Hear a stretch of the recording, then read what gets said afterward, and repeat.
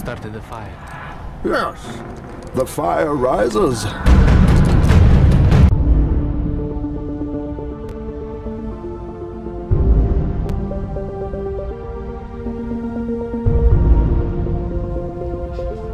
How come you don't want me, man?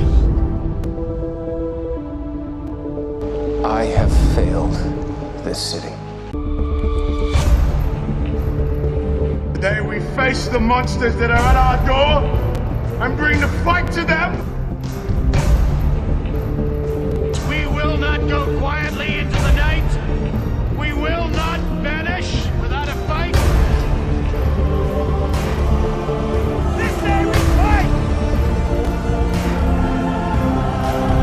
That's how winning is done.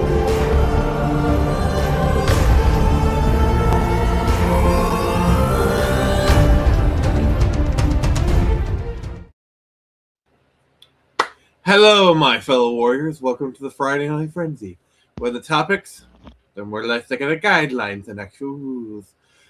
I am joined today by my excellent co-host. We have Jason Ingram. How you doing, buddy? I'm doing fine. Got a couple of Amazon deliveries a little later than I thought, but hey, they're just sitting in the corner. An Amazon delivery driver is never late, nor are they early. They always arrive precisely when they're most inconvenient. Exactly. Oh, it do be like that sometimes. But happy Friday, everybody! It's been a really crazy week. Like we've had a lot of stuff happen. Yeah. So yeah, let's just get in on the headline, shall we? Human sacrifice, dogs and cats living together, mass hysteria.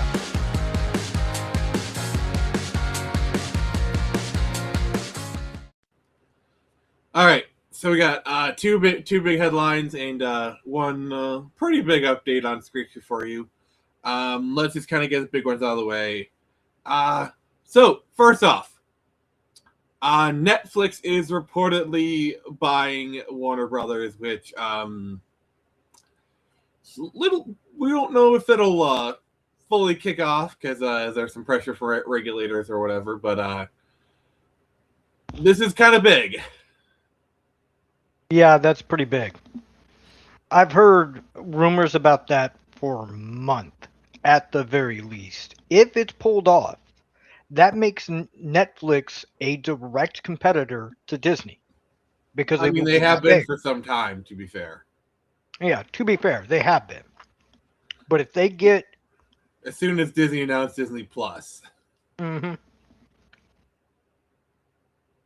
And what's going to be interesting about this is Netflix will have a direct comics competitor to Marvel, which means they no longer have to worry about Marvel not hiring them. They have their own comics.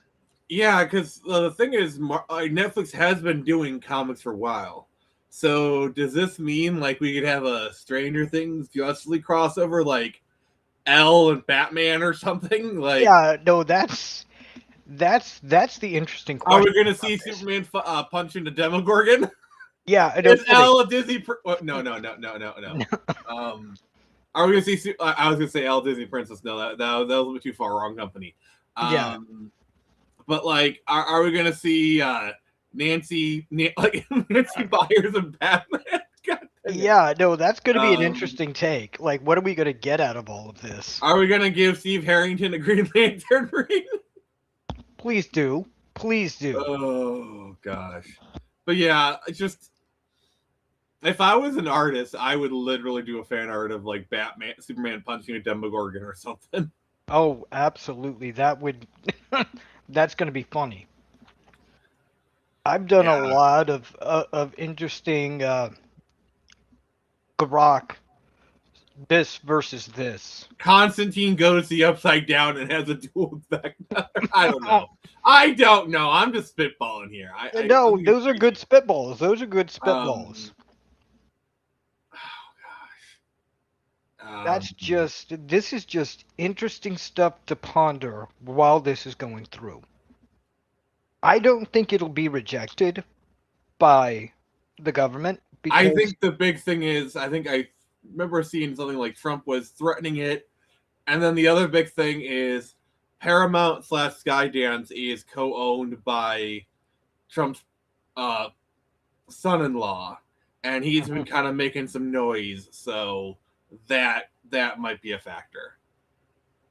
that could be a factor. That could be a factor.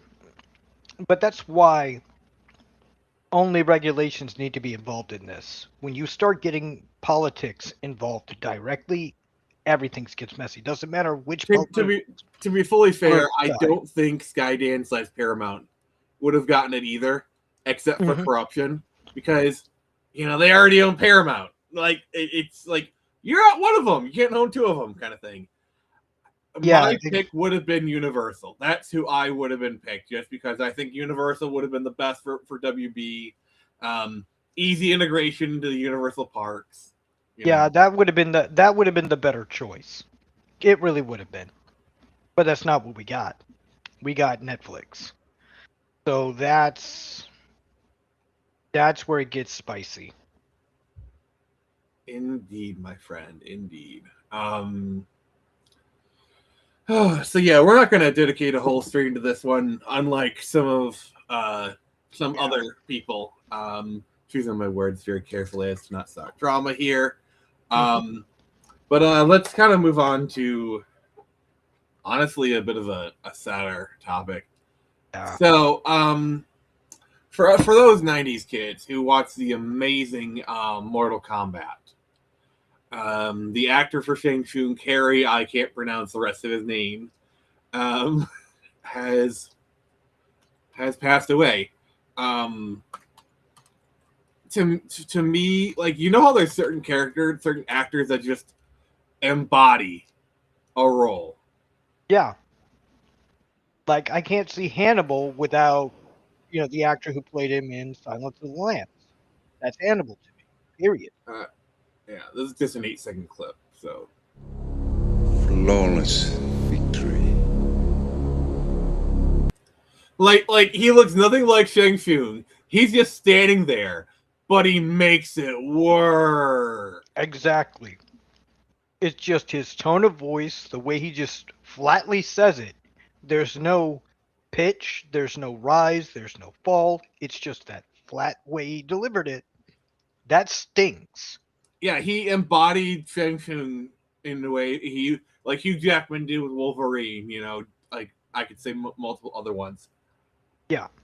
You could use any number of actors. But he did to that character what the character was in the game.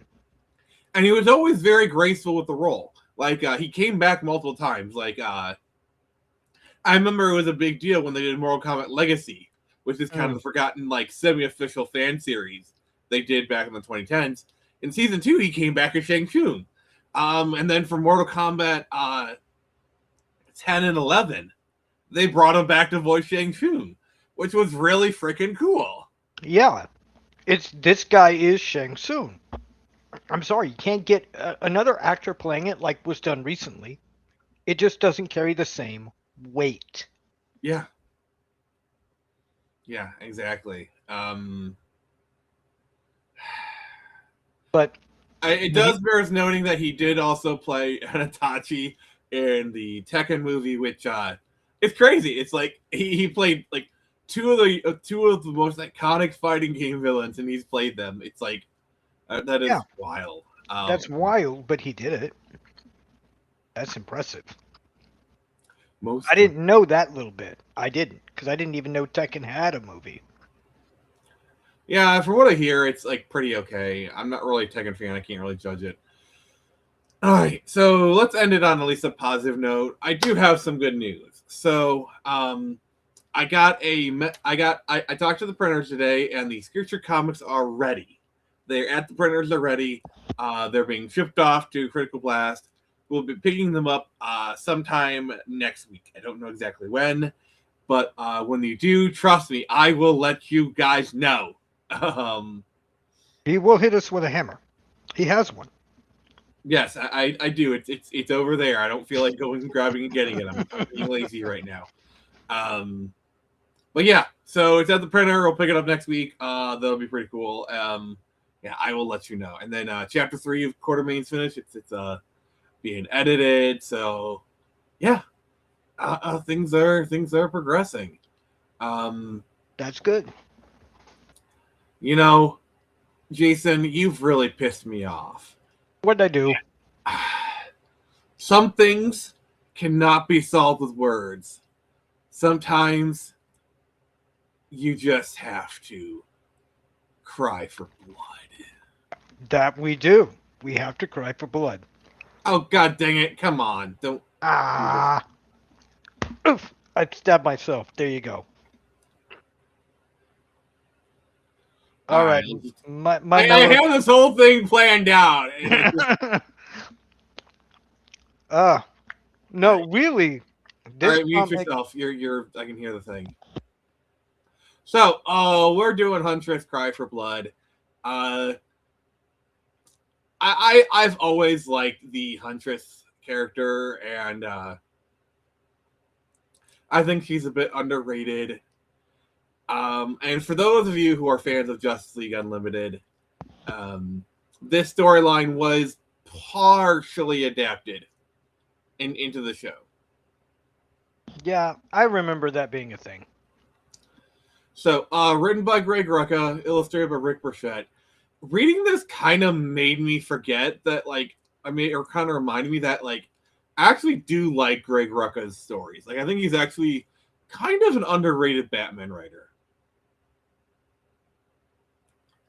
Because I know I've read a bunch of his stuff, and I feel like he's okay. He's a bit of a basically when you can't get Denny O'Neil in this era, you got Greg Rucka. When you can't get well, Denny O'Neil's editing it, but if you can't get Chuck Dixon, you got Greg Rucka, which I feel like that's a bit disrespectful to Greg Rucka, but he does feel like a poor man's Chuck Dixon, but he's still good. He's still good. His story actually had me hooked. Like when I started reading it on the first page, it had me hooked. I went through the first 4 comics with 4 hours. And I do love this this art style where it's very flat colors. There's some shading here or there, but it's well. Well, that's kind of what sold me on it because here you got some shading here to kind of further some stuff, but for a large part, it's just flats, which give it kind of like a very old school look. I like it. Yeah, it gave it that old school look. It gave what I'm trying to say is it gave it that old 1920s, 1930s mafia look to it. Those old mafia movies. They also look at okay. I was look at the design of that gun, but yeah, it's a crossbow. I feel like this shot really doesn't do it justice. No, it doesn't. Just the way it is. You think it's some sort of really stupid gun. If it were me, I would have twisted it a little bit. And Hood of Raven says, "I'm here now. Sorry, it's fine, bro. Yeah, it's fine. I didn't. It's fine. I'm sure you'll be able to help me in the future. It's fine, man. But yeah. So we're gonna kind of go through this and. Yep, so you got a little more shading here. It's very restrained with the shading. I do think it's interesting. Yeah. Yeah, now in retrospect, now seeing it again, there's not that much shading done. It's rather bright. Mostly the skin tones, really, which would help emphasize the shadows, which I think kind of adds to the look, I would say. Got some shading on the gun a little bit. A little bit of shading. Well, obviously there's shading on the door, but the other spots where there's shading, it kind of emphasizes everything else. Yeah, it's really interesting. Following the inking lines, which I think is interesting.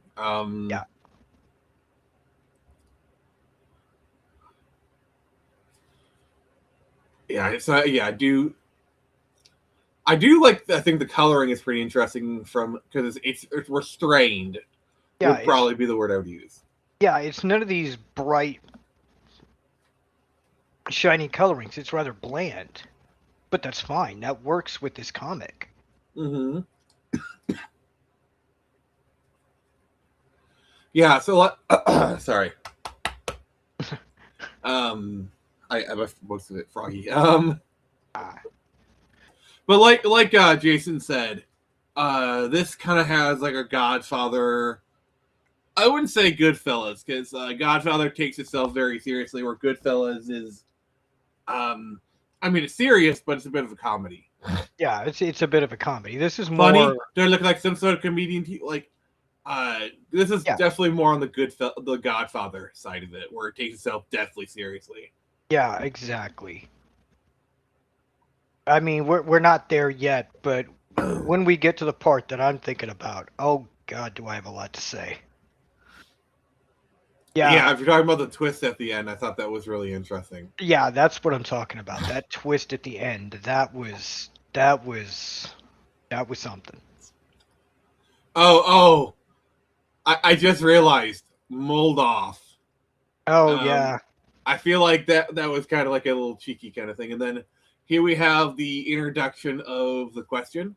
And I gotta say, Huntress and Question are probably one of my favorite pairings in comics. They just work. I just didn't know that this was a pairing, and then when I saw it and saw it in functionality, I love it. Wait, Hooded Raven, you've never seen The Godfather? Sir, that is an American tradition. We need to get you on board. Fast. All right. I'm getting the hammer. I'm getting the hammer. All right, that is a sin worthy of the hammer. Indeed. All right. Okay. That is a sin worthy of the hammer. Let me all right, or am I? All right, Hooded Raven, for your sin of not seeing The Godfather, I ban thee. Ow. I bonk thee. How dare you not see The Godfather? Just imagine people walking in and be like, what the heck is going on? What just happened here and I don't know. That needs to be one of our movies that we cover because that is a deep cut into American psyche. I wouldn't say deep. Oh, not a deep cut of a movie, but deep cut in the psyche. Sure. Yeah. It's literally like one top 10 movies of all time for most people. But yeah, like this has a very big mafia kind of thing to it, and makes it really interesting. Like the whole Huntress thing is she's an outsider, like an outsider among outsiders. Like he's at this point, she's like not part of the Bat family, but kind of is. Like, you know, she kind of does her own thing. But like her origin is very set up to be very similar to Bruce's. Oh yeah, and that origin. Her parents got killed right in front of her.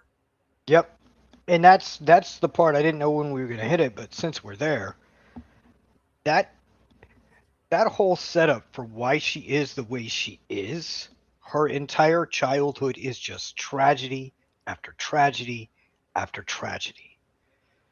That kind of I love the way he's drawn. It's very golden age. Like that's like he's drawn very much like a golden age comic book character. But Jason, there's a fanfic for you. The Question and Spider-Man Noir team up. Actually, that does actually sound like a cool team up.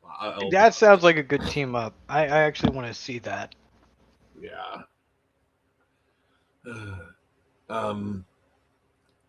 But yeah, this is very much Godfather Part 2-ish, you know. Yeah, this is Godfather Part 2. And he's like literally talking about Omerta, Casa Nostra, like, oh gosh, like the mafia stuff is yeah. Like, these almost look like Dick Tracy characters, almost. Exactly, and they cover the mafia the way it should be covered when you do it.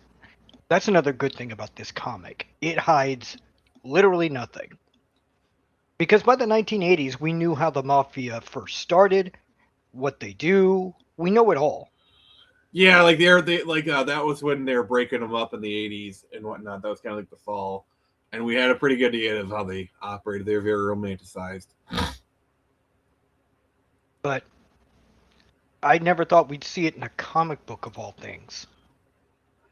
And then, I mean, here we are at the murder of her mother, father, and brother. Look at this! Like, I love the stylization. Mm-hmm. Also, the fact that like in these there's no really panels. They kind of bleed into each other a little bit. Yeah. Oh gosh, this is very Yeah. well done. And then like having all this just for like the murder portions. It's a bit of censorship. Not gonna lie. I mean, Yeah, it's a bit of censorship. I mean, they how much had to censorship- do it. I just like why. Yeah. And this scene right here just captures why she is the way she is. Yeah, this book is basically Huntress's origin story, essentially. Yeah. And then it's kind of framed like this murder kind of thing. Yeah. I'm kind of gonna wonder what's happening to DC Comics, because doesn't okay, yeah, we can kind of circle back to that a little bit of a reason. So we did talk about this at the start of the show, but Yeah. If Netflix is allowed to buy it, maybe they clean up a little bit. Maybe they don't. We don't know. we don't know because Netflix is a bit fruity themselves. I do think we'll see more integration with DC characters. Like Stranger Things comics will probably be published under DC because they do Stranger Things comics under their own label. We might see some crossovers. Like I can definitely see 11, and Yeah. the Upside Down or whatever. Yeah, I can see that becoming part of the DC mythos eventually, if this goes through. Yeah. They said they'd commit to movie releases, but that's just what all these corporate bigwigs say. Whenever there's like, oh no, the thing you're worried about, that's totally not going to change, and maybe it doesn't change for the first year. But No, eventually, Eventually, everything changes. Eventually, all the stuff that we hate now will be weeded out because it's no longer popular. That's how this works. I'm just gonna say this. I don't think movie theaters are going away. No, not because Monopoly. Not with Netflix. I think if somebody like Amazon or Paramount had bought them, yeah, you could make claims of monopoly. Yeah, you could make claims of monopoly because Netflix has Paramount, Disney, and Amazon as competitors. So it's not a. It's also about already owning another studio. Like Amazon bought MGM. Mm-hmm. Skydance has Paramount. Mm-hmm. So long as all of these things aren't owned by one person, it's not a monopoly. Yeah, or antitrust concerns or whatever. I mean, the thing people got to realize is there's a bit of a consolidation going on about the movie and video game industry because they spent the last 10 years kind of creating crap, and now they're paying the price for it. They're not going to say it outright, but the fact that everyone is gobbling up everyone is very telling. But I want to get back to the review here. Yeah, back to the review. No, say your thing. Say your piece, sir. Well, my last piece on this is why a bunch of video game companies were bought by other people who want to clean it up. That's it. Yeah.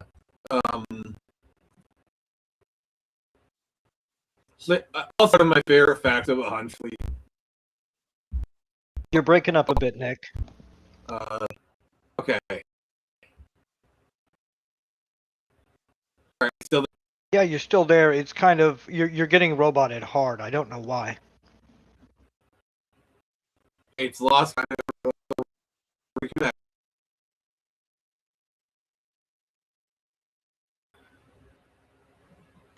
Well, yeah.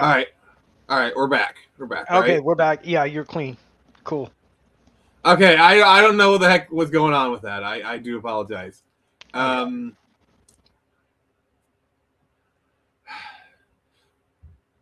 see, what's funny is I bought the new Ethernet cable, and then like things were getting really slow. Like I was having a down speed to 20, and I switched back to the old cable, and it was yeah. Welcome back. Thank you. Yeah. Oh no, we're losing him, Captain. All right, if this happens again, I'm just gonna switch to Wi-Fi. Actually, before that happens, let me on the Wi-Fi. See if it happens. No. Oh gosh. Danger, Will Robinson. Danger. Danger.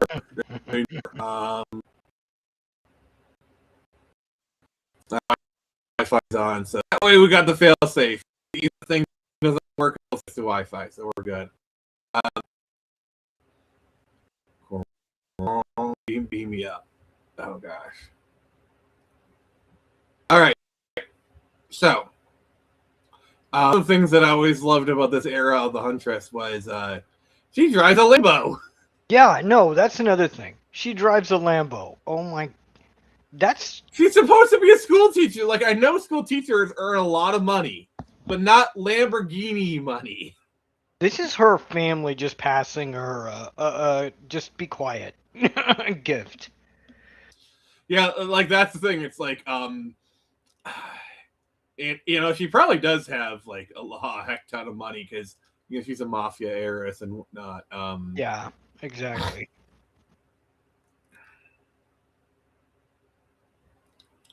But the fact that she doesn't, she only shows it off in this one way, her car.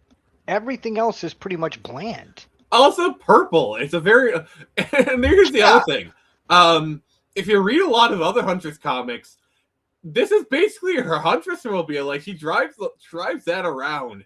Yeah. As Huntress, like Nightwing in the side seat. Like, yeah, that one's one of those. Like, really? It would be one thing. Like if you're driving like a Focus or a Civic, something that blends in, sure. But a freaking purple Lambo, like I imagine there's not that many of those in Gotham City. No, Maybe there's probably not. Dare I say, maybe even the only one in Gotham City. Yep. Sugar Daddy. I mean, you're not too far off. Put it right. You're not too far off. You're not too far off. Oh, God. And this just goes and proves yet another point about Dick Grayson. He gets around. I mean, Huntress and him did sleep together in a different comic. Oh yeah, but that's a different comic. We're not talking about that one. Yeah, we've already reviewed that one here on this channel. So yeah, yep. And for those who don't know, when you have them in brackets, that means it's translated. That's very, very classic comic speak. I do love the art. Like, I don't know why, but this guy kind of gives me like JFK vibes. Oh yeah, he does. Yeah, that guy in the third panel, yeah, that's JFK vibes. I'm sorry, that's screaming that. But yeah, I do love the art for this. It does give me a lot of old school vibes. Like, gosh, they went extra on that hair. I just gotta say, they went extra. I think they went extra. That you have black hair so distinct that it stands out against black dress, that's impressive. One thing I do find interesting is she's wearing this blue belt, and it kind of matches her hair a little bit. I think that's a very inspired choice, because usually when they draw black hair, they usually have like some sort of bluish highlights, because otherwise you just have like a blob of black hair. So like this is how it's often kind of done in the comics. I never noticed that while reading it, but now that I see it again, yeah, you're right. That's a little blue. Interesting. Yeah, also the blue is slightly darker than the belt, like maybe a few shades. Just a touch. Interesting. Yeah, so we got some shading here. I definitely appreciate the art. Like that is just pure old school right there. Yeah, that's just pure old school. That's the I hate you vibe right there. No, I'm talking about the inking, because back in the day before computer coloring and you could shade like mad, Inking did a lot of the heavy lifting for like the details. Yeah. And this isn't this an inker did this portion right here. Because like nowadays, we just would have shaded it. We just, kind of like added shade here and there. It's like there are so I do really appreciate because this is clearly computer colors. Like look at how the edges are super sharp. Like Yeah. this was done in Photoshop or whatever program. Yeah. Whatever. This was inked by hand. This portion, like the black lines. Yeah. Let me see if I can kind of see. Yeah, that looks like that they printed out the generated picture and then inked in the rest. That's impressive. Yeah, so you got this inked in. So definitely a very interesting combining of styles, I would say. And again, you got it going right here. Yeah. Also, like I do like how it's both shading, but you could also like think it's like her veil. Yeah. Yeah, that's a good doubling of what a veil is supposed to do. That's impressive. Most impressive. Sorry. It's Pavlovian response. But yeah, the shading of this is weird. I'm going super autistic with like the details on the colors. Not even talking about the story here. It's Yeah. just as a comic book creator myself, I just notice these like little details and I can't help but appreciate them. Yeah, very much so. All right, real quick. I want to. Who's uh I want to go back to the beginning and like give the shout out to the inker because oh no. That's All right, so inker letter illustrated by Rick Burkett. Oh, so there's separations. So there's no dedicated inker. So I'm going to assume Rick Burchett. I believe that's how you say his name. Yep. So if you took it off, would it? I Mhm. banned you once, Hooded Raven. I can ban you again.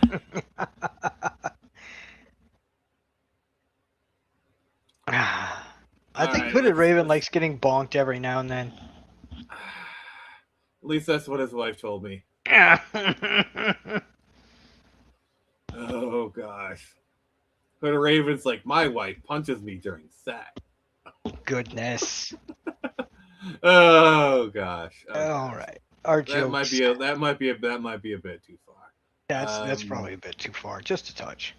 Just a touch. Um,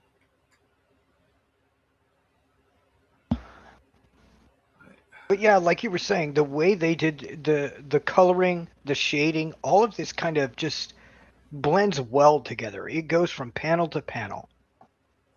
oh, Nathaniel Brown he's about to get lost in my kingdom. Which Lost Kingdom is currently available. I wasn't actually planning on promoting it, which I probably should be. So yeah, there. Buy my book.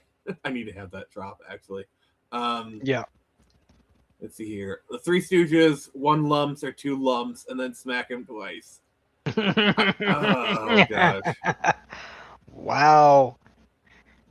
Classic Three Stooges, not the new iteration of it, the old school. Nice play. Nice play. Definitely. Let's see here. So yeah. So the backstory is one second, let me reload my page.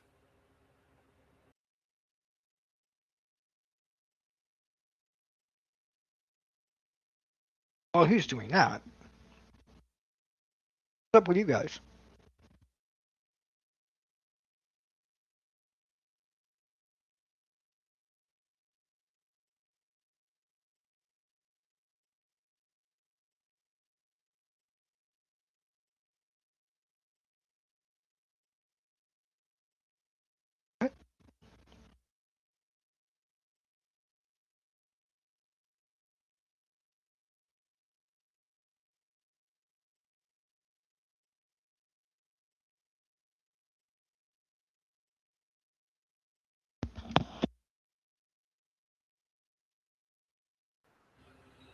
Oh god, You're back.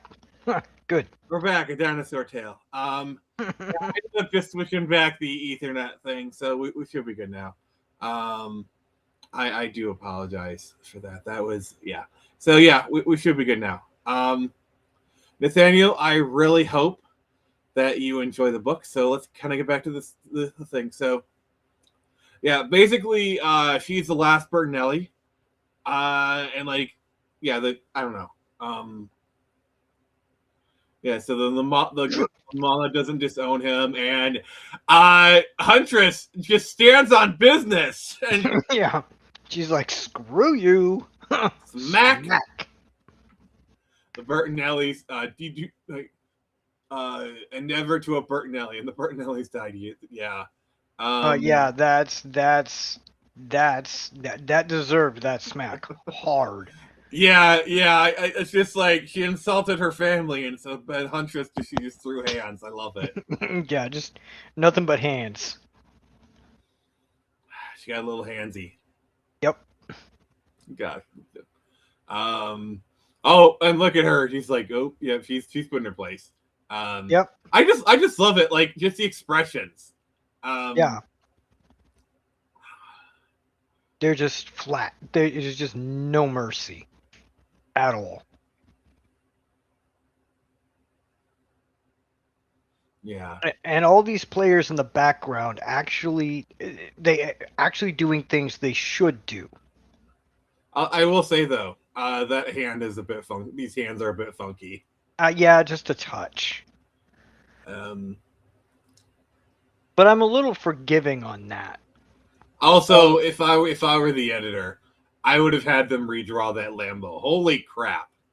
That Lambo is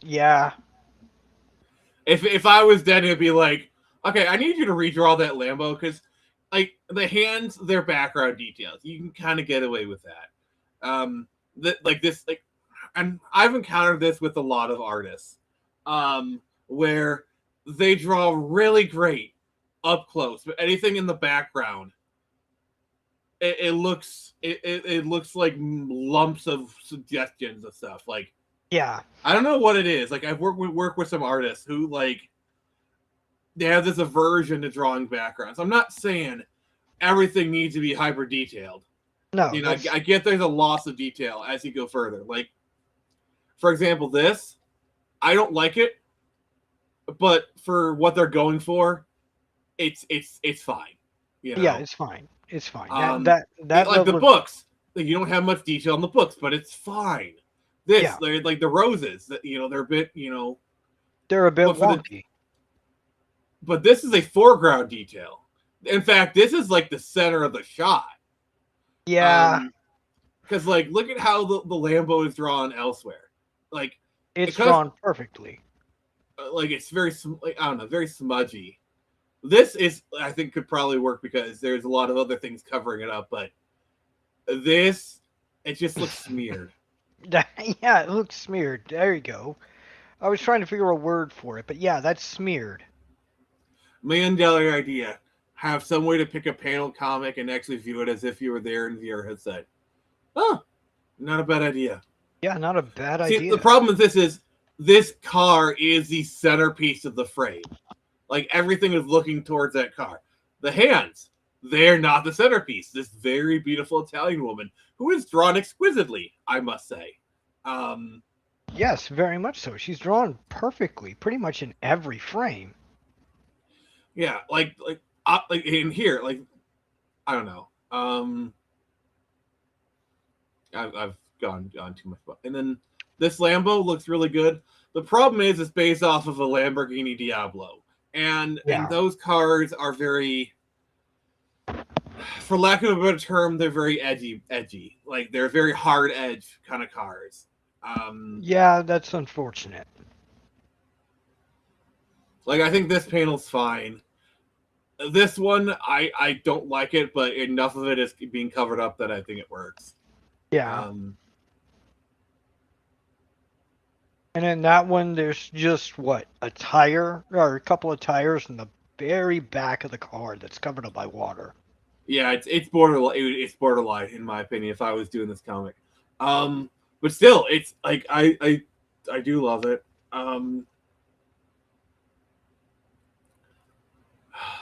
Look at this panel. Like, oh god, I love it. That's like I want to murder somebody face. I'm sorry. Got the tears. Oh, and you got some shading on the wheel. It's very, very gradual gradients. Like, that is very well done. Yeah, very much so. And then you got kind of like, honestly, like, sorry, prefer my $1 million car, the Bugatti. Which one? The Chiron, the Veyron, the Enron? That last one isn't actually real, but you know. Yeah, I know. Yeah, and this panel kind of gives me like some BBS vibes. I know it's like sacrament to say it, but yeah, no, that's what it looks like to me. I'm sorry. It's like I want to suffer for no reason. But yeah, like honestly, like I really love the way that old school comics used to do Rain. Oh yeah, very much so. Just little white dots. That's it. Nothing else. And any brand. Fair enough. Yeah. He drove it in his new Bugatti. Oh man.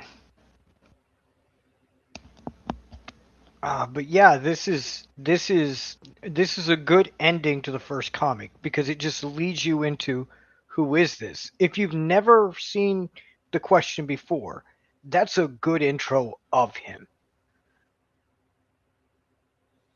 Yeah, and I'm not sure it's I'm sure they know of each other. Oh yeah. I don't know. It seems that they did. Though how, who knows? Yeah, I mean, obviously this takes place in a certain continuity, so which is a long dead continuity. Damn you, DC. I believe the proper term is post-crisis. Yeah, that seems about right. This is just after the dual blue-red Superman, where they brought him back together again. Well, this is like right in the aftermath of No Man's Land. Oh yeah, yeah, because this is from 2000, and No Man's Land was 1999. So, like, and they do actually reference No Man's Land a lot. Oh yeah, oh yeah, they reference it quite a bit. I forget which issues, but they reference it. God, I love this panel. Oh gosh. Yeah, this panel. It's just rain, misery, and just some dude standing there taking it all. Who did the coloring? Tatiana Wood. I swear I've heard that name before. And then obviously Denny O'Neil was kind of still doing his editing thing. Yeah. But yeah, so Huntress, the question kind of comes in the fray. He kind of forces himself into her life, and she's like, okay, fine. Yeah, exactly. He just like, I'm part of your life now, whether you like it or not. Okay, fine. Just slams the car door. But yeah,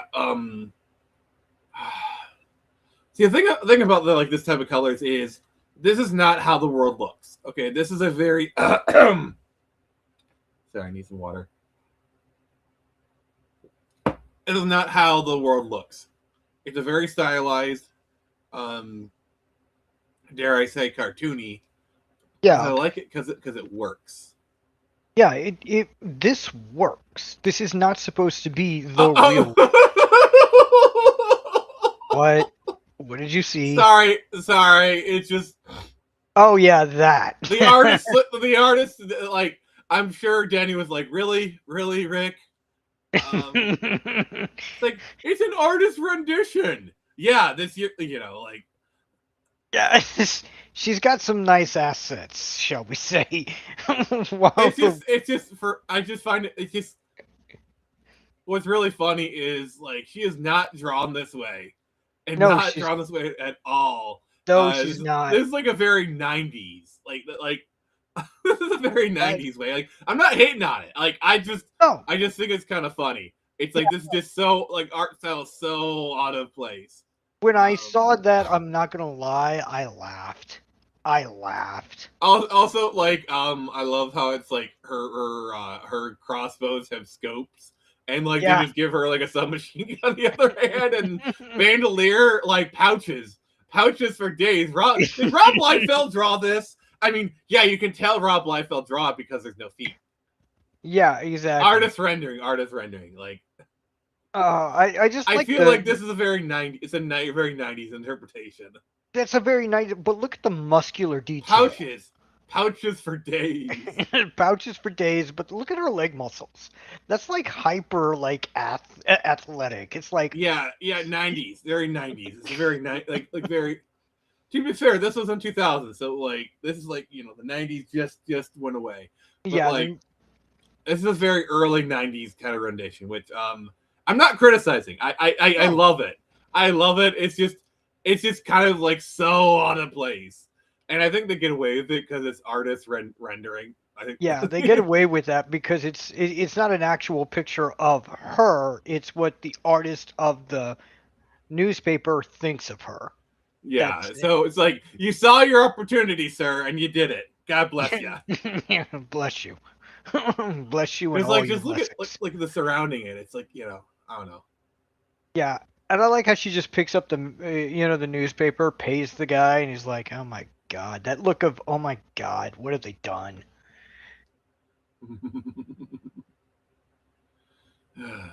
But yeah, you can. Let's see here. Let's see here. She's kind of going about her day, and then she's in a school. This is a school teacher. I don't know. I just find Huntress, especially this era of Huntress, to be really interesting. Yeah, She's a school teacher. Also, you can tell she's the hot teacher. yeah, exactly. You can tell all the gentlemen are just young gentlemen are just watching her walk by. All right. You take care, Hooded Raven. You take care. Yeah, you take care of yourself, man. And then like she knows everybody. And then we have my favorite version of Barbara. Yes, I like this Barbara. This is who Barbara is now in my head and has been. Well, she's been Batgirl for at least like 10 years. New 52, like that's the thing. Like, it's getting to be the point where she's been Batgirl again, almost as long as she was Oracle. Because she was Oracle for pretty much all the 90s, and pretty much basically like 90s and 2000s. Yeah, the 90s and the early 2000s, which that was the best version of her, if you ask me. Yeah, I love Oracle. I and the thing is, they had good contenders for Batgirl. I think Cassandra was a good Batgirl. I know Stephanie Brown became Batgirl. From what I hear, like Stephanie was actually a pretty decent Batgirl. Yeah, no. You had decent Batgirls. You didn't need to bring her back. Yeah, I don't know.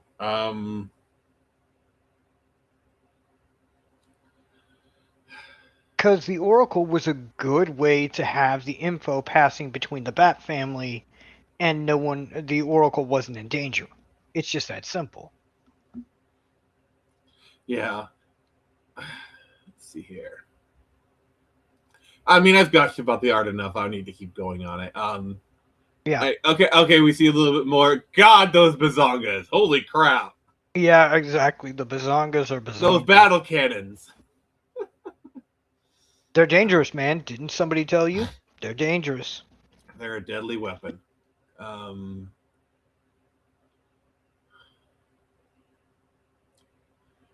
And like every Italian woman is like, oh, I can't think I'm full stomach, so let me whip up a 4-course meal. Like, Yeah, exactly. Let me look up a 4-course meal, and here's Dick Grayson.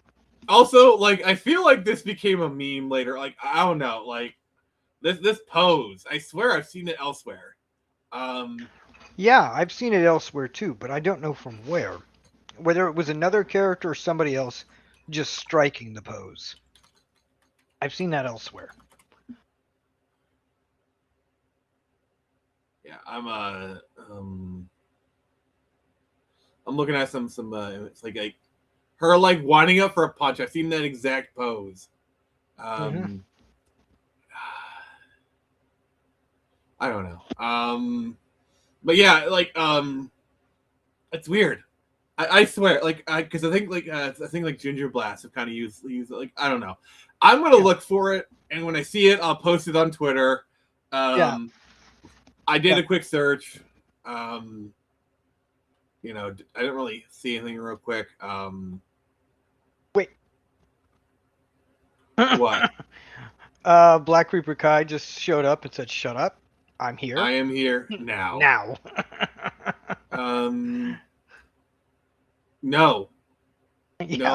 I mean, No Black Reaper Kai. Man, I can't finish at the end.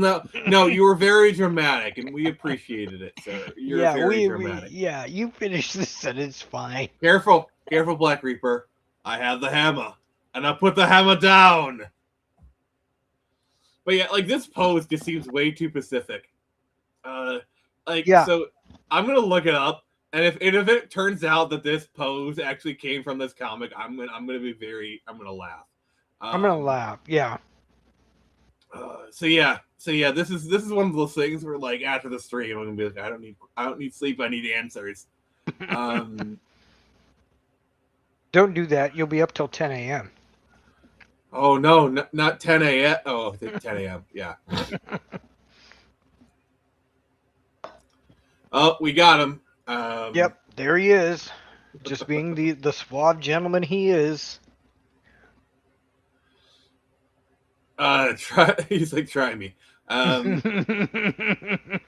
have a hammer, and I'm not afraid to use it, sir. I will whack you upside the head with this. I know you're into that kind of thing, but I don't care. Oh. You know what? Screw it. Black River Kai, you have earned it. Just walking with a hammer once. Oh, no. Wrong button. Wrong button. All right. Hooded Raven. I'm not Hooded Raven. Black River Kai. You are getting hit with a horny hammer for being too horny. I didn't get to sleep till 6 a.m. Oh, that's my usual. That's my oh gosh. My sleep's been very staccato today. You guys get it easy. I have a rotating sleep schedule for the. Yeah, my sleep schedule today has been very, very weird because like I woke up at 10 because I thought I was gonna be doing something today. Ended up not. I think I stayed up till I was awake till about 6 till about 12. Woke up at 2, maybe did some stuff, and then I literally woke up 15 minutes before the stream started. But at least I woke up before the stream started. So yeah, no, I've done that. I've got a weird rotating sleep schedule because I get to doing something and I stay up past when I want to go to bed, and it rotates. Yeah. But yeah, it's just the way Dick Grayson enters this scene. He's just like, I'm just gonna jump down and look cool. Well, yeah, yes, it's Dick Grayson. But the thing to note is this is 1 second. Let's see here. Okay, this is actually post them sleeping together. So the Nightwing Huntress storyline is from '98. This is 2000, so it's like 2 years past that. So one thing to note for the way they interact is these are people who have slept together. Yeah, and you can tell. Oh, they got this like exes like where like they don't hate each other, but there's like that very thin layer of animosity kind of bubbling the surface kind of thing. Like they got this familiarity, but they got the distance. Like it's written very well. It's written very well. No, sir, that is not your dick. And then he goes he after the fact. Oh, That name has legs, man. He wants to help you. You want to what? Help. Oh. And then she goes, "I'm gonna smack you in the face with a spoon." and then yeah, then we got the mention of No Man's Land. So yeah, this is definitely like, because No Man's Land was a major storyline, and this is like the aftermath of it. Yeah. Why does it feel like she's trying to kiss him in that panel?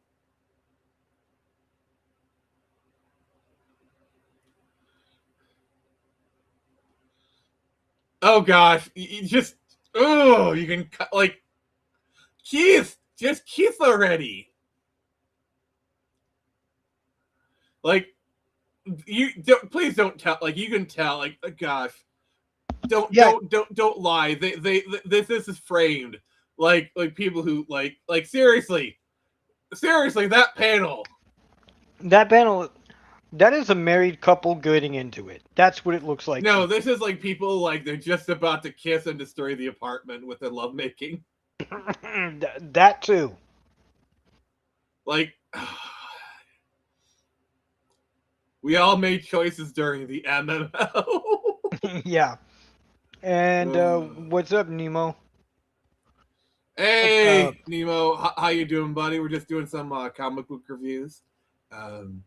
Man, it's like a lot of anime I know. I feel sexy otherwise. Yeah, that's very true. That's why I said he's into that kind of thing. But yeah, it's like I like, you can just feel it's like build up, and then like, oh, and then you start to have kind of like the quietness that comes after like that big moment. Like, oh, very well done. Yeah, very well done. Oh god, no. We're not gonna read that. But then there's that next panel afterwards where she's just pointing towards the door. She's like, "Get out." Get out before I do something I'll probably regret the next morning. Yeah, exactly.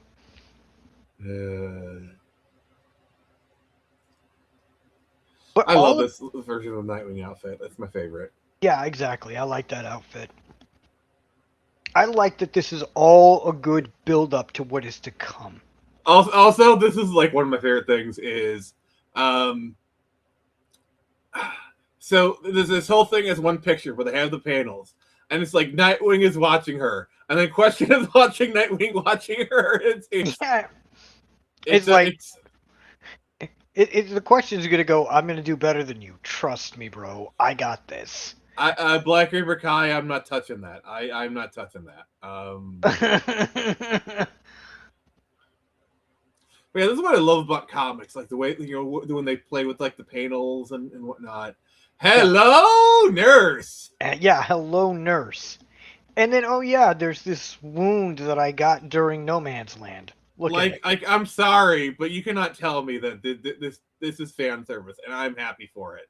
Yeah, no, that's fan service, and I appreciate it. Thank you. But also it's tastefully done. Like, yes, it's suggestive, but that's all it is. Suggestive. And that's the other thing. It's like she wears a cross as kind of like her symbol for this one, which is I find to be a very inspired choice. That is an inspired choice.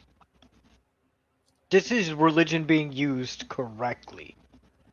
Yeah. Touching what? Touching the tra-la-la. Yeah. Yeah. And also, like, shouldn't her Lambo be purple? Yeah. Yeah. That might be a coloring mistake right there. Yeah, no, you're right. I missed that while reading it. You're right. That should have been purple, not green or blue. I did too, but only now. Only now do I notice it. Yeah, you're right. It should be purple. I like how she's just got this knife just pulled out of thin air. It's just, here, I have a knife. The thing is, with this era is, I feel like they might have been still getting used to gradient, because this is a very, like, I don't know, this is like very clear Photoshop gradient. Well done, but it just, I've done Photoshop enough. I can see a Photoshop gradient when I see one. Yeah, no, I haven't done Photoshop You're gonna have to teach me how to do it. If I do Hey it. man, I'm hooked on a hooked on a feeling. Dur, dur, dur. Ah, and I love that song. Yeah, it's pretty good. What's everybody? She's got a knife. Yeah, watch. Yeah, she's got, like I said, she's got a knife. And then she just enters the room, and she's just like, "Oh man, I'm being framed again." I hate it when that happens. I hate it when that happens. So, anybody who would say Streeter's too violent, like, look at this. You got basically a dead body, arrow sticking out of her, blood coming out of it. And this is a comic sold on stand, and it was approved by the Comics Code Authority. Yeah, which is dead now. Thank God. It's been dead, I think, since like the mid 2000s.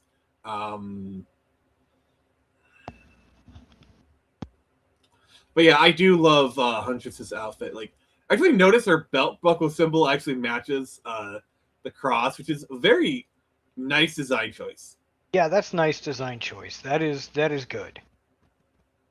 They both stand out compared to the rest of the outfit. You see it as it's a pairing. Yeah. But yeah, I do like this version of the Huntress outfit. Like, the outfit she got like a year or so later, I like it, but it's definitely, I don't know. Yeah.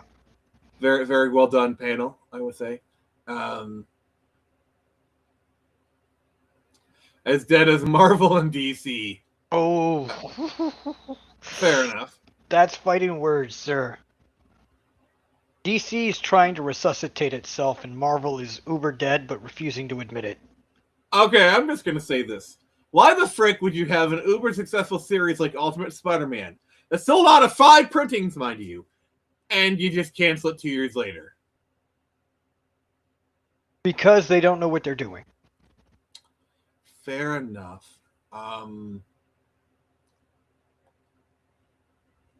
The classic superhero finds a dead body, he's investigating. The police come and they think it's her. It's a classic tale. Yeah, that's a classic. Dude, that's been around since the 1940s. But yeah, I do love the posing on this. Yeah, that Huntress drawing is a bit chunky, but it's fine. Yeah. Okay. I'm just gonna say it. No excuse. There is no excuse for this drawing. Like, there should be like this is a big panel.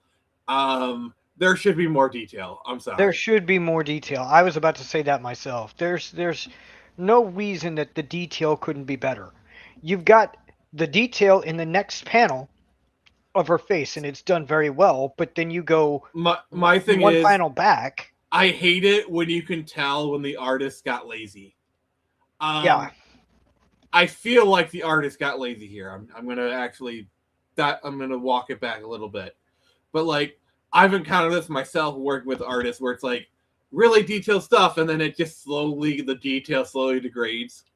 For like those turns, it's like you can tell they didn't want to draw this or that, but this is a big shot. She's a center frame. Like, the buildings, I don't mind. Like, even though you didn't finish them, it's fine. It's fine. But like the not finished parts of the buildings, that kind of makes it pop a bit. But her face, yeah, especially when you go to the nice panel and it's nicely done. This, I don't know if it's the colorist, because it could be the colorist didn't add enough shading to this, or just the drawing. But it looks odd. Yeah, it looks odd. I don't want to say poorly done. It just looks odd. Yep. And then like the Huntress panel looks really, really good. Yeah. And of course Batman. Of course. He's literally just three shapes, but it's Batman, He's 3 shades. He's dark black. No, 3 shapes. You got the cape, you got the shoulders, and you got the head with the eyes. Like, that's Batman, Yeah, that's Batman. And they keeping him black in these first 2 panels you see him solely to sell you that this is Batman. Come on, man. You don't need to sell me on much. I do like the Nightwing kind of going off the panel a little bit. That's kind of nice. Yeah. The head looks a little bit, but he's a bit of a background character, so I can kind of see it. Yeah, this is kind of my problem with the artist. He's a bit inconsistent in shades. Like some of it's really well drawn, some of it's not. Yeah. This looks good. But yeah, these look great. Yeah, these look great. Also, And the other this is where I'm actually saying I feel like I don't like how Batman's written in the story. Yeah, you're right. He's He's both I give a shit and I don't give a shit in this comic. yeah. But also he's a bit hardline. I don't know. Yeah. Like I get why, because you need him to not trust her and then like give her a chance. Like I get why. I get for story arc reasons, but I don't know. It just feels like in this scene it's like wildly out of character. And then like why is she like she tries to escape and then she but you get a little bit of battle, which this is very well staged. I'll give them that. yeah, this is almost contrived. Almost. Not completely. I would actually go full on and say it is a bit contrived. Like, like doing the batarangs, and then she shoots her cross. Like, yeah, this is contrived. Where like she lands, and because of the landing, it triggers a crossbow. Okay, Nightwing, like it goes for Nightwing, and he does a Matrix dodge, which, I'm sorry, but have you seen a crossbow actually shoot? Like I get that Dick Grayson is acrobatic, but like you can't dodge a crossbow lob, being lobbed at you, a bolt from a crossbow. You'd have to know, like it's like you have to know it's coming because like they you have to move see her really pulling the trigger, and you get you start dodging before it shoots. Like I don't know, maybe then, but like the way it's framed, he sees it coming at her, and he just like moves out of the way. He's like, "Oh, you didn't know." By the way, I do like this panel. Like going with the sketchiness for that. That is a very Scott McDaniel way of handling it, and I like it. It's very like. Yeah, I'm not saying I. And then you have. Like, okay, why did Nightwing dodge it but not Batman? Exactly. Batman takes it to the kidney. That's also like you would think Batman's armor could deflect a arrow. It deflects bullets, but not arrows, apparently. You could take a knife and stab him. It's the same principle. I actually disagree with that. Like, sure, not everything needs to be perfectly logically sound, but like some things do need to make sense. Like this whole situation, in my opinion, is contrived. Yeah, this is contrived. Basically, she lands, and because of that landing, she shoots the trigger, which already is really stupid. The Nightwing literally becomes Neo for a moment. Yeah, becomes Neo. also, like. Okay, that wound seems survivable. Yeah, that seems survivable, but that's still your abdomen. Yeah, that's still like a pretty nasty wound, bro. You're going to the hospital tonight. No, that's like call up Leslie Tompkins. Yeah, exactly. It's like we need to get you to an emergency room now. Yeah. And then he just like, oh god. This part I don't mind because like Batman would do that, but like arrows you're more supposed to like push him through. Yeah, the real he's like deal with stop her, and then you got Nightwing and Huntress. He kind of kicks her butt. This part I actually don't mind because he's kicking her butt, so I guess she takes and grabs and like. It's really unclear what she's doing here. Yeah, this is unclear. I don't know what she did. Did she just unleash some gas and? It looks like she grabbed one of her knives. All right, so he wants me to check. Oh God, what have you done, Parrot? It's loading. It's loading, my friend. Give it some time. He's streaming after. Oh, nice. Oh my! Where did you get that parrot? I need to look into this for research purposes. I feel depraved somehow. If you saw it, so yeah, I actually like basically just drawing a knife and stroking his shoulder like that. I like this part is fine given the context. Like she's trying to get away. She's doing obviously a non-lethal wound kind of thing, just kind of thing. So, Yeah. Yeah, that's a non-lethal wound. That I get. But yeah. So arrow like, to the abdomen. At first, I thought, like, oh, Huntress beat Nightwing, like literally one of the best fighters in DC Comics, who in some situations is on par or maybe even better fighter than Batman. Like the one person who could probably beat Batman in a 1v1 fight, kind of thing. Yep. But to be fair, she does look a little bit of a cheap shot. I think the scene is pretty well constructed. Yeah, the scene is well constructed. This part, the precedence, not so much. Yeah. And then she does kind of like a very, so I'm going to ask, what on earth is this? This is Huntress Cry for Blood, a story from the year 2000. I'm a big fan of the Huntress character, and we haven't done a comic book review in a while, so I want to do a comic book review, and we're going to do more of them. Yep, because I now know a website where I can go get all the good old comics. Thank you, Nick.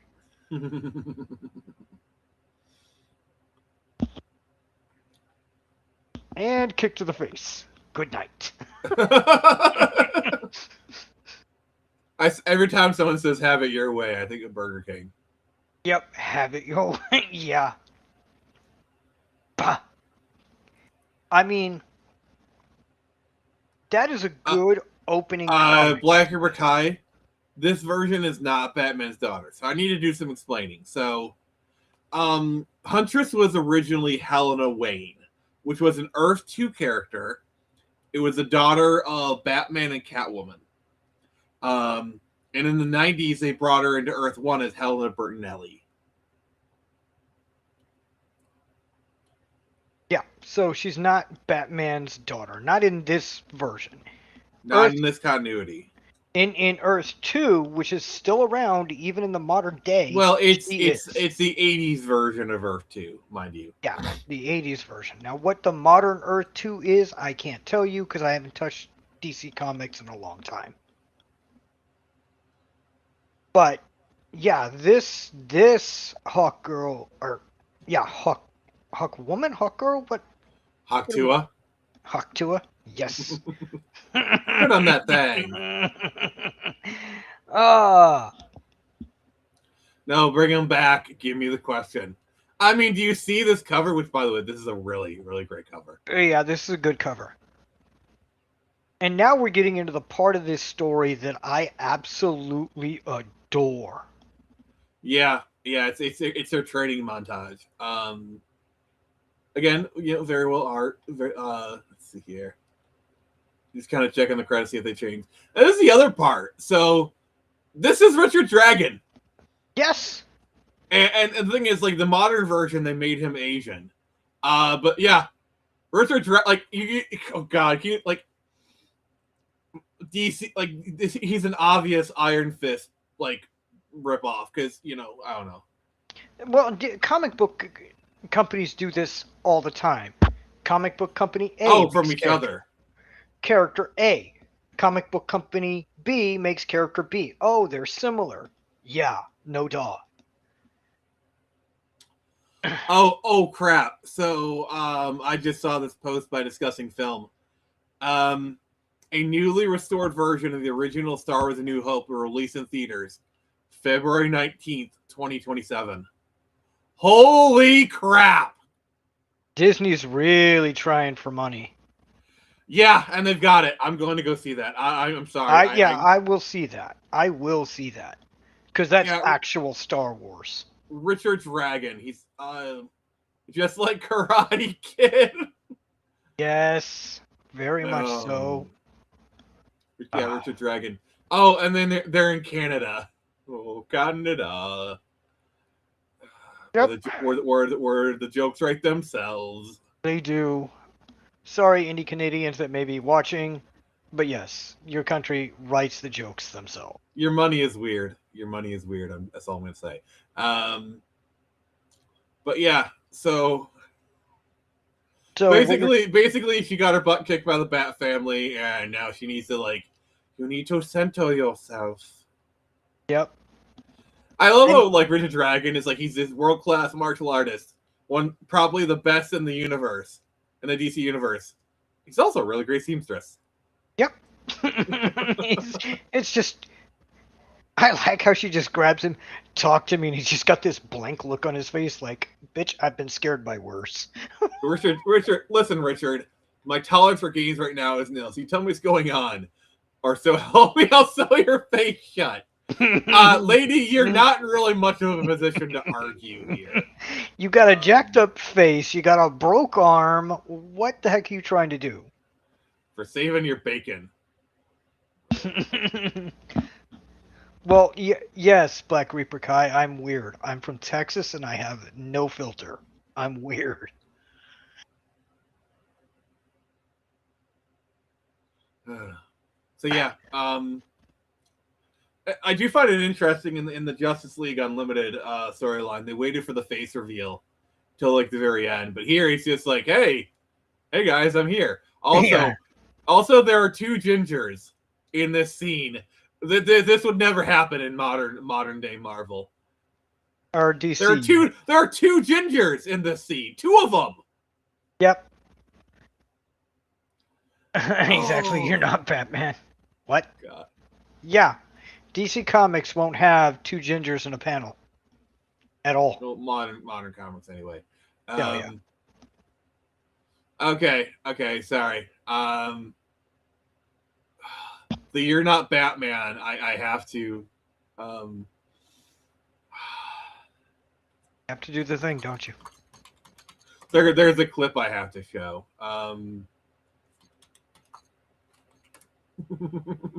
So, who here has seen Sword Art Online Abridged? Oh, not me. I've seen the other abridged, but I haven't seen this one. Okay.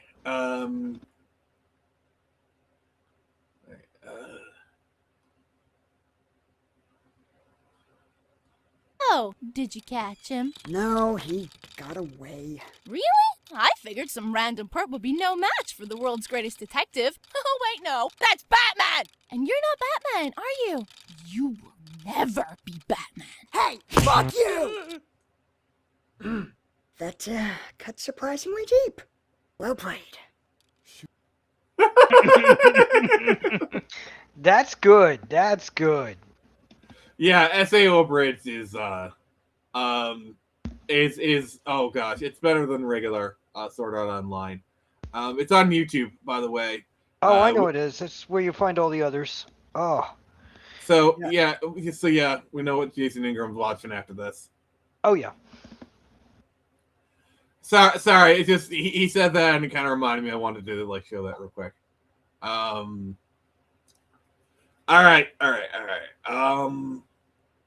So yeah, they're getting the training montage. Kind of a cozy cabin. I wish I could be here.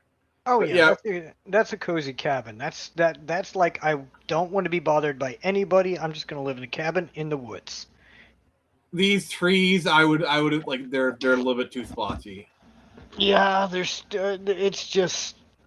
See, this is a problem I have with some artists where, they'll do really good detail. Like, look at this brickwork; it's really freaking good.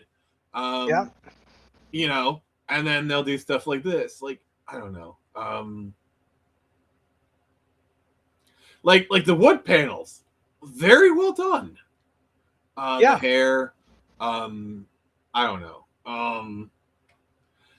I would say this though, like his like he looked like he's wearing a bodysuit. I don't know. Yeah, I like it looks like just like this is what like. All right, for all the expiring comic book creators, this is why you don't have solid blacks in your comics. It just comes like a black void. If it were me, I would add some shading to it. This is a colorist thing right here. Because look at his shirt. Like that looks nice. Or just add some lines, like add some wrinkles. Like something. Add some depth because this is not a black hole. Come on, guys. Yeah, stop spreading the news. I'm leaving today. I want to be part of it. Gotham. So yeah, so I'm looking at this comic as a combo creator myself, seeing like stuff that I would do, stuff that I wouldn't do, praising stuff, you know. Oh yeah.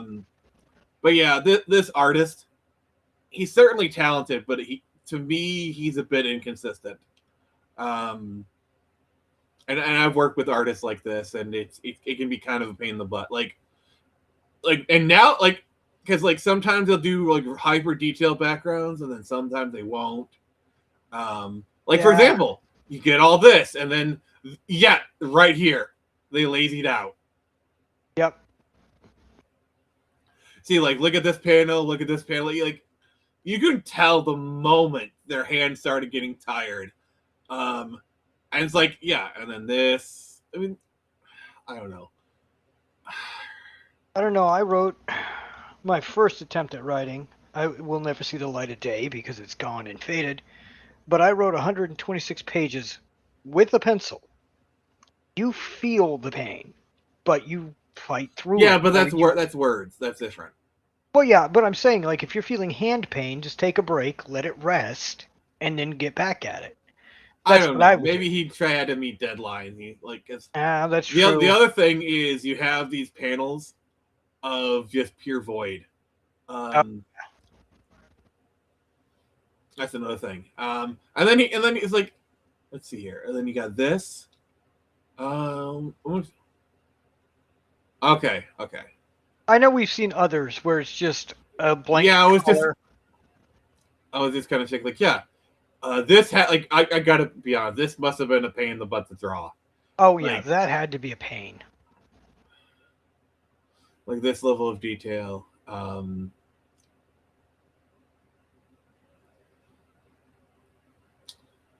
I always loved like the way like his face went on because Question.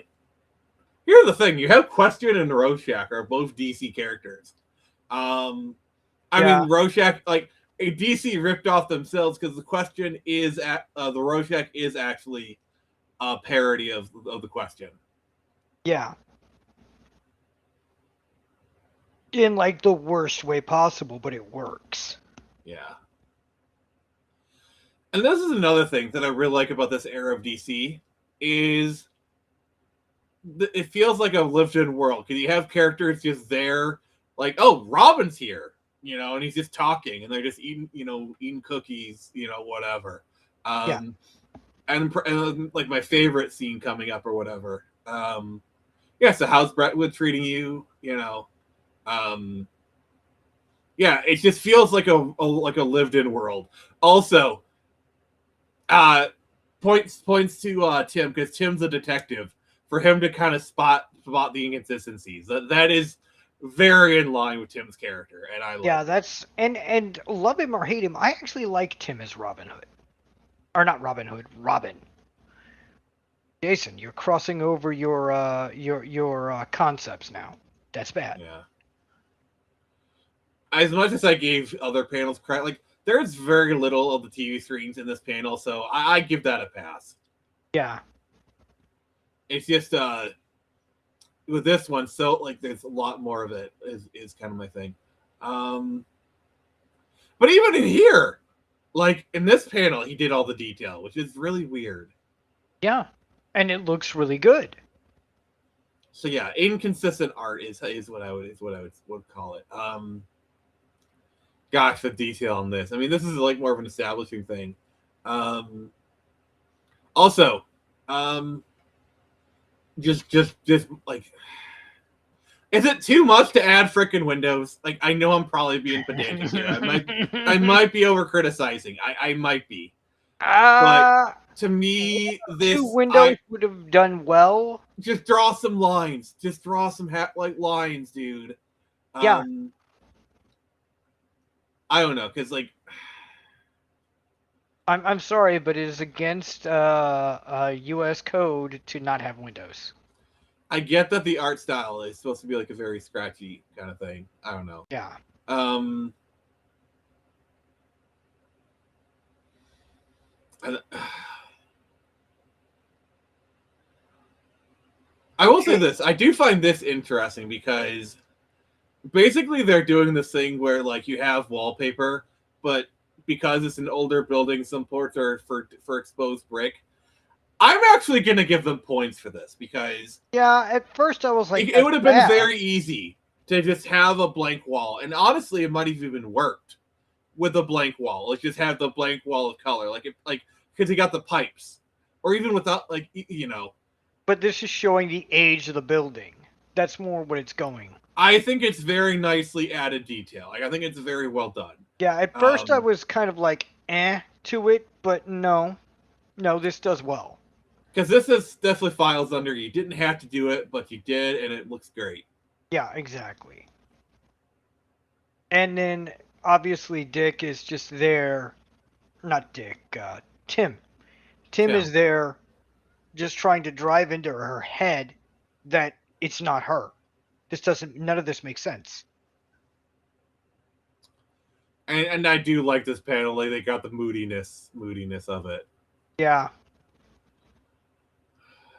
And just look at this. Like I love the final shot of like you can just see the gear turning in her head. So Yeah, that's true.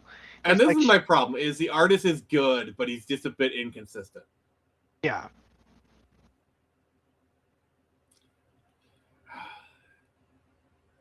I know we haven't been commenting much on the story. I don't know. Just like this.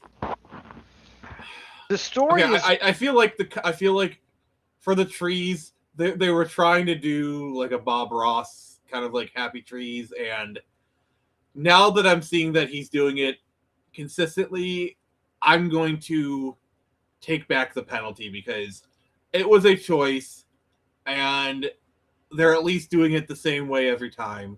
So yeah. I'll take that back. Okay, I'll do the same. Now that you pointed out, yeah, they're doing it the same every time. So yeah, it's not a bad thing. At least they're consistent with it. Yeah, it shows purpose and choice. It's not laziness or anything. So all right, fine.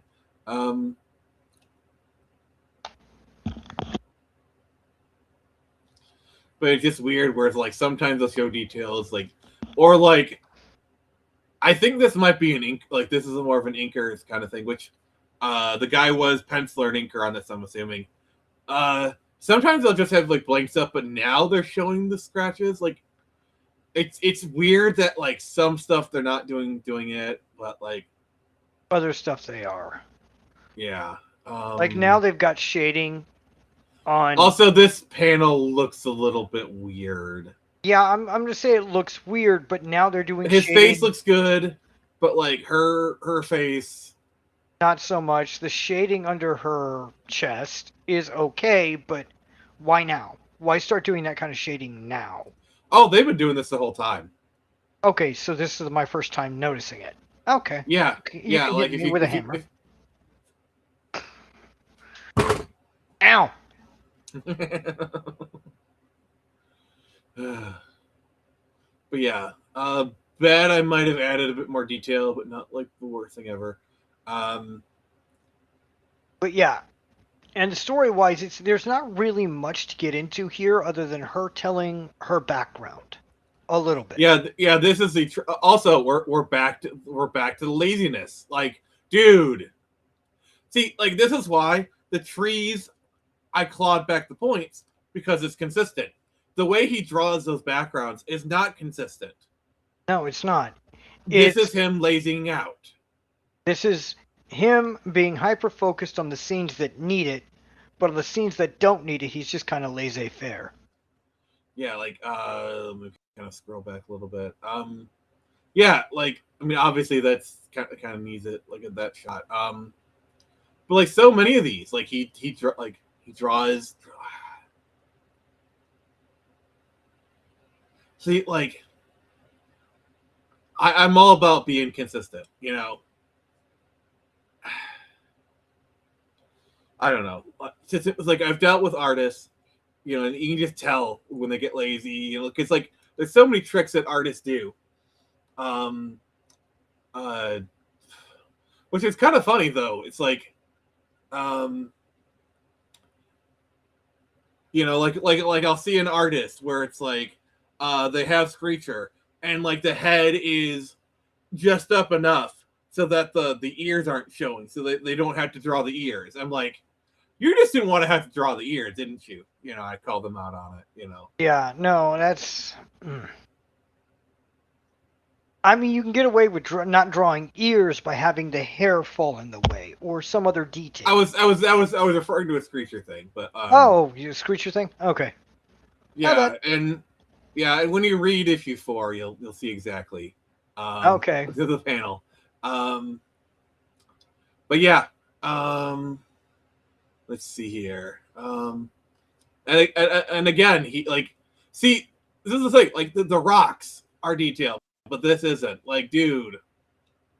And then he does it again. What's the problem? I mean, there's not much detail needed for a boiling pot for tea. There's not. Well, no, like the walls and see. Oh yeah, the walls. Okay, thank you for the correction. Well, even the cabin here in this shot, it was detailed before, but now it's not detailed. I don't know. I mean, it looked fine to me. I mean, this one looks less detailed, but like I can chalk that up to lighting. Also, he's really far in there, so like he's just a few shapes. I'm not gonna like knock it. Yeah. Okay. Like this is clearly a lighting choice. Like, I mean, it might be laziness, but like because of the way it's lit, it looks fine. Yeah. You know, it's shadows.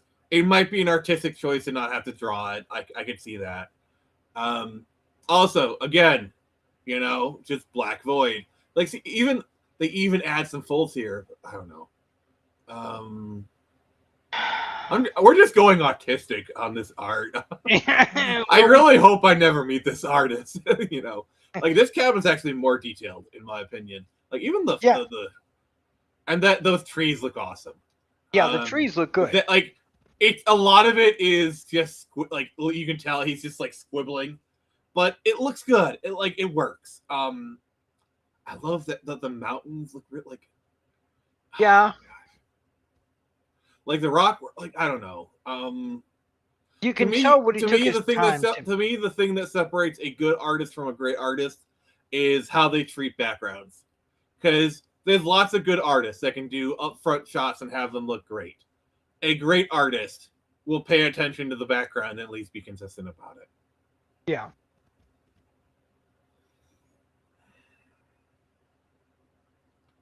Yeah, and you got a lot of these. I don't know.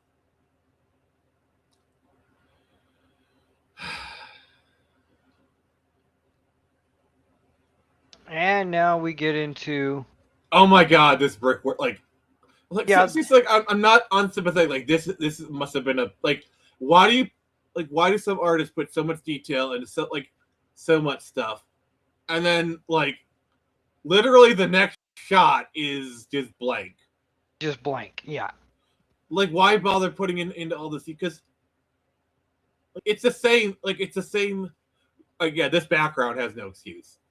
Yeah, this background, you can see they started drawing the bricks down there at the bottom, but they didn't want to continue it upwards and downwards. Yeah, like this seems like two different rooms. Yeah, those are two different rooms, but it's supposed to be the same room.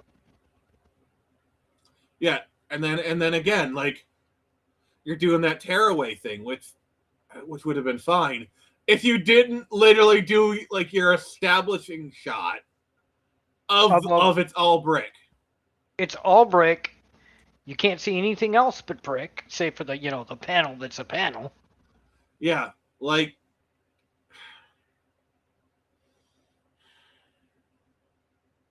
see, like this is actually kind of making me angry because this is just plain out laziness. Like you do a full-on established shot of brick.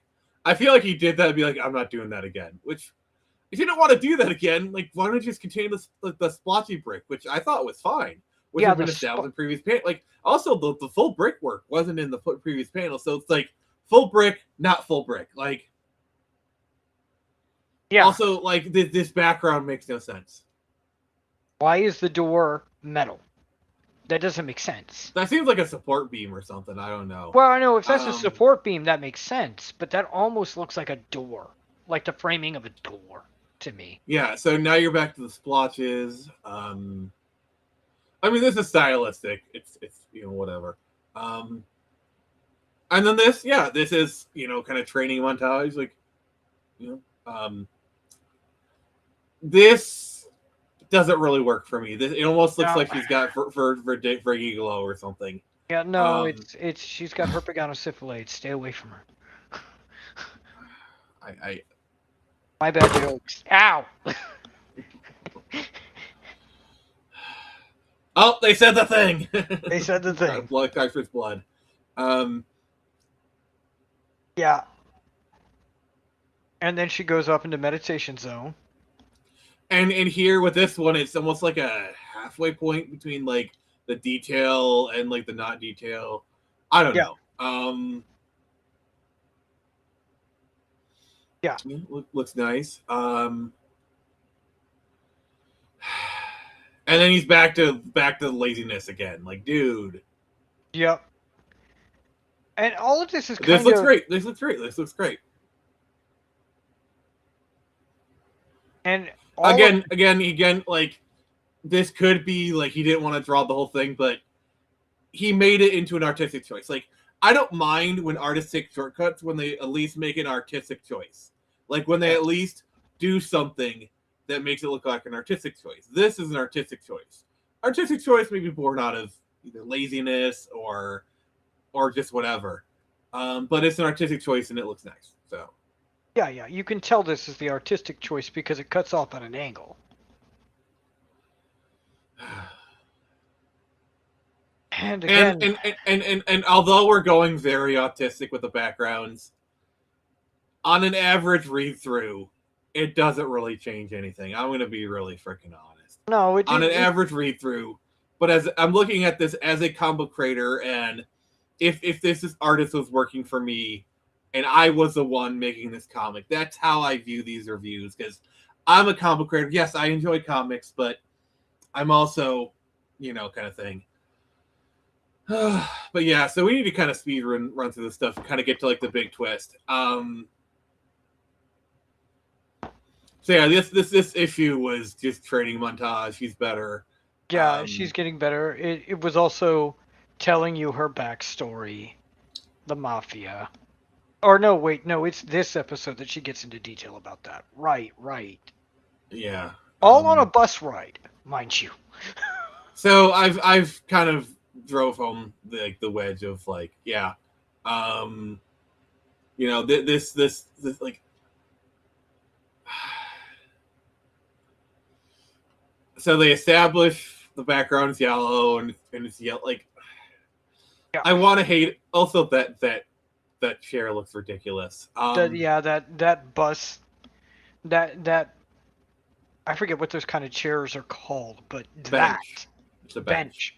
The bench doesn't look right. It started in Sicily, so yeah. Okay. So we got about 20 minutes left to stream. And I think I've gone autistic enough on it. So I'm just going to say this.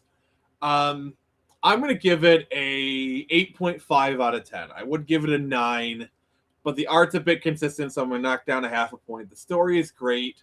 Greg Rucka is a great writer, and the art is good, a bit inconsistent for my taste.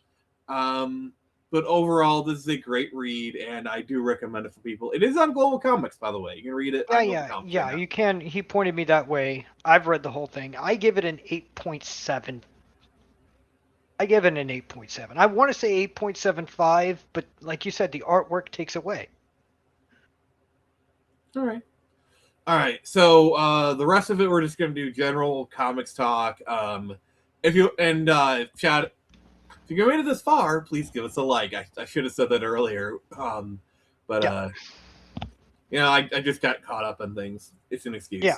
Um, No, I mean, So- but you pointing out the artwork actually brought my attention to it. I went way too autistic with it. I didn't mean to, but just the tism got me. Yeah, no, that's forgivable, man. So yeah, the question rises: what other comics should we do? We'll be starting a Sega retrospective in the beginning of the year. I don't want to start it now because it's Christmas time. I have some collabs I want to do. Yeah. So the rest of the Fridays we'll just be doing stuff. The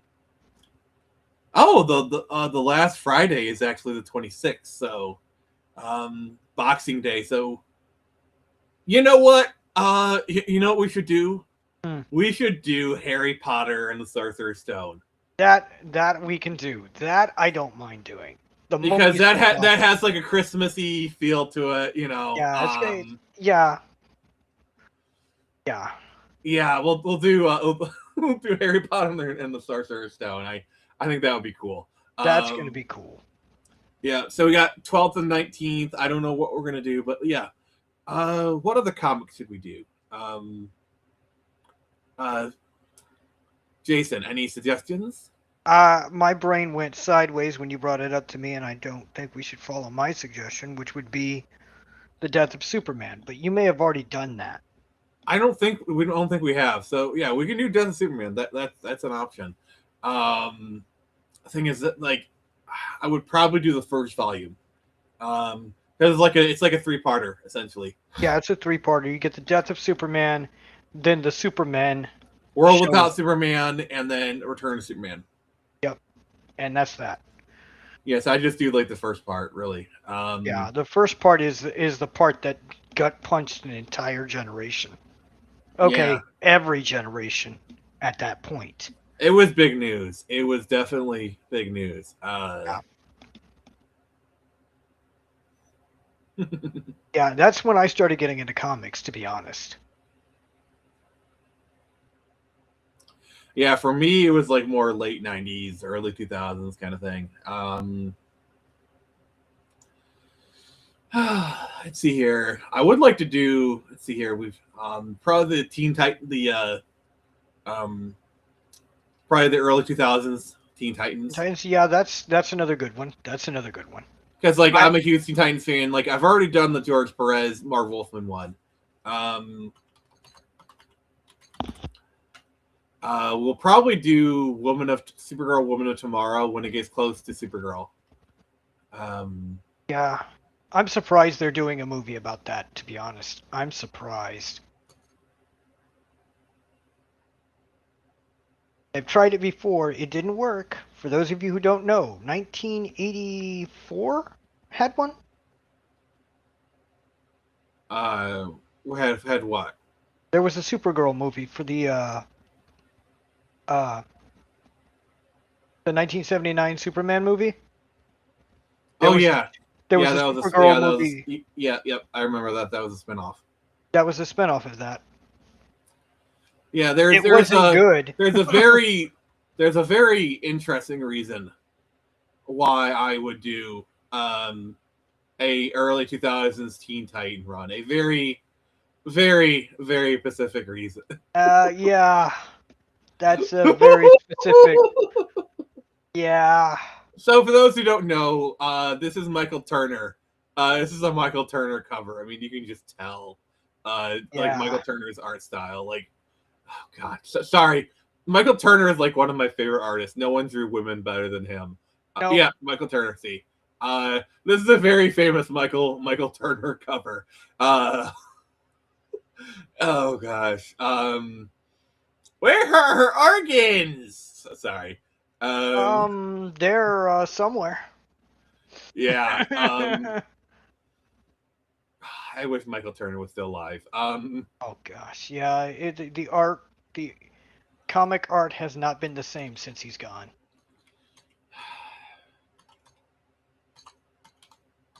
I needed. Oh gosh.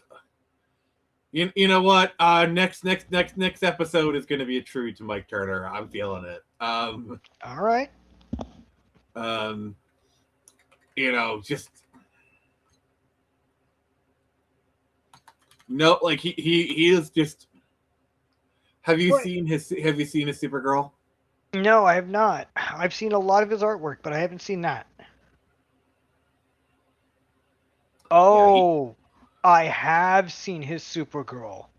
I didn't know he was the artist of this. His Supergirl is I want to read this run just because he drew it. Yeah. Like I look how agree. look at that cover. That is so good. That is so good.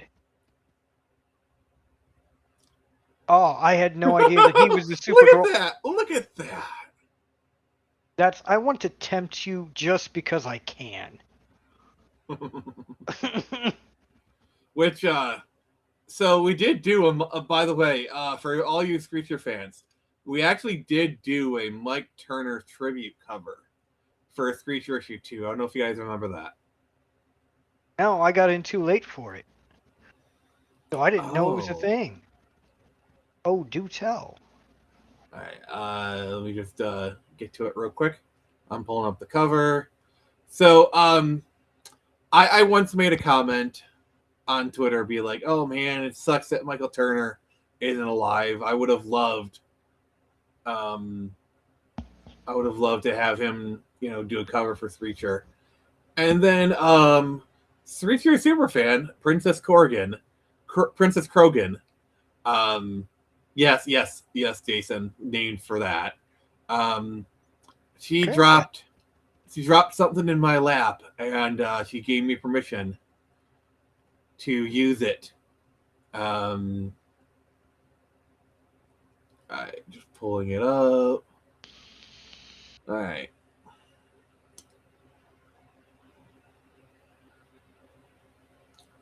Check this out, bro.